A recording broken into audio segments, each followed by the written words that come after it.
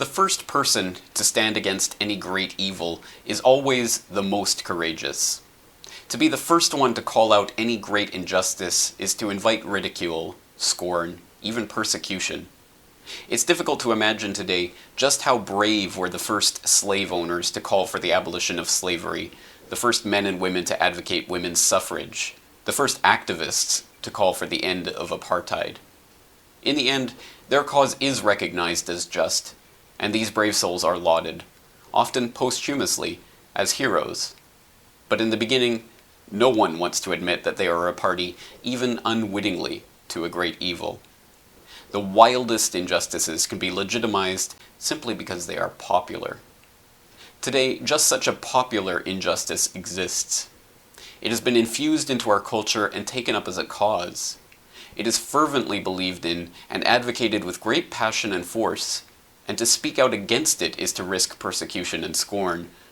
But speak out against it we must. The terrible injustice of our age has its roots in a most unlikely place, in the quaint villages and manicured gardens of the 19th century British gentry. Amongst that set lived one Francis Galton, a gentleman scientist who had investigated everything from meteorology to statistics. Shortly after his cousin, Charles Darwin, published his Origin of Species, Galton became fascinated with the idea that the survival of the fittest did not just take place between species, but within them. This idea became a pseudoscience, a study of the presumed racial characteristics of this group or that group, with an aim to explaining why the various peoples of the world occupy the positions that they do. In order to confirm their preconceived notions of their own self-worth, Galton and his friends started a new field of inquiry called eugenics. Unsurprisingly, it concluded that the rich and powerful were rich and powerful because they were genetically superior, and it offered a simple solution for improving the lot of humanity. Make sure that the affluent upper classes breed as much as possible, preferably within their own families in order to preserve their superior stock. And make sure the lower classes breed as little as possible. This junk science, pandering as it did to the most rabid, the most racist, the most elitist interests of the moneyed class, became universally accepted in the Western world within a generation. Soon, country after country had implemented laws to allow the government to sterilize those citizens it deemed to be unfit. The true horrors of this strain of thought came to light when the German eugenicists, based at the Rockefeller-funded Kaiser Wilhelm Institute, gave the Nazi regime an ideological excuse to take the idea to its logical conclusion. Many of the Germans who went along with the Holocaust did so because they genuinely believed the scientists who were telling them that the Jews and gypsies, the communists and homosexuals, were genetically inferior and needed to be eliminated from the gene pool. After World War II, when the full magnitude of the slaughter that had taken place in the name of eugenics began to become apparent, the eugenicist pseudoscientists scrambled to find a way to re-legitimize their racist and classist drivel. They wrote openly in the journals of their once esteemed eugenics societies that they would now have to continue their studies and practices in a more covert fashion. Eugenics had to become crypto-eugenics. This was accomplished in a number of ways. The British Eugenics Society, for one, merely changed its name to the Galton Institute. The American Eugenics Society morphed into the Population Council, a group set up by John D. Rockefeller III, where members continued to advocate the very same policies for reducing the population of third world countries as they always had, only now they did so in the name of fighting overpopulation rather than fighting bad genes.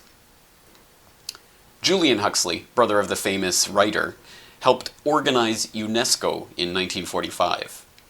In the founding document of UNESCO entitled UNESCO, Its Philosophy and Its Purpose, he argues that one of the key aims of the United Nations Educational, Scientific, and Cultural Organization would be the re-legitimization of eugenics so that the idea would once again become thinkable. He also went on to co-found the World Wildlife Fund with Nazi SS officer Prince Bernhard of the Netherlands. Within a generation, science was once again ready to tell us why the only way to save humanity was to stop people from breeding. This time, the public was whipped into a furor not about Jews and gypsies, but about carbon dioxide and environmental sustainability.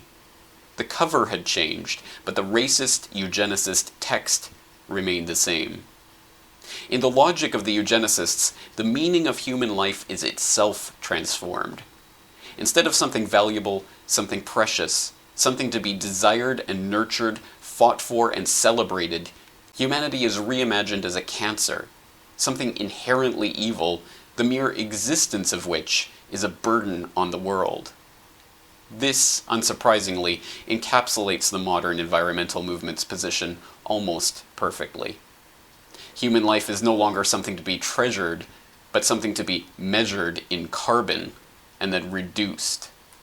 In the man-made global warming myth, humans are merely an obstacle to the proper functioning of nature. In the eugenicist fantasy, the Earth is saved when people die. In both ideologies, if they really are separate, the ultimate genocide becomes thinkable. Now, the leaders of the world are meeting in Copenhagen to decide on the future of your world, of my world, of the world of our children and grandchildren. They are proposing a reorganization of the world's economy. Punishing austerity is being urged in all corners. Groups of population control eugenicists are now arguing for carbon offsets to be used to stop the developing world from having children.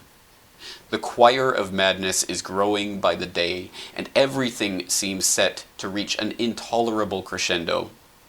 And then, in the darkest hour, just as it seems the eugenicists are about to take over, along comes an insider, a hero, at the University of East Anglia, to leak the emails and documents with which the entire man-made global warming myth is exposed and the carbon reduction agenda is delegitimized.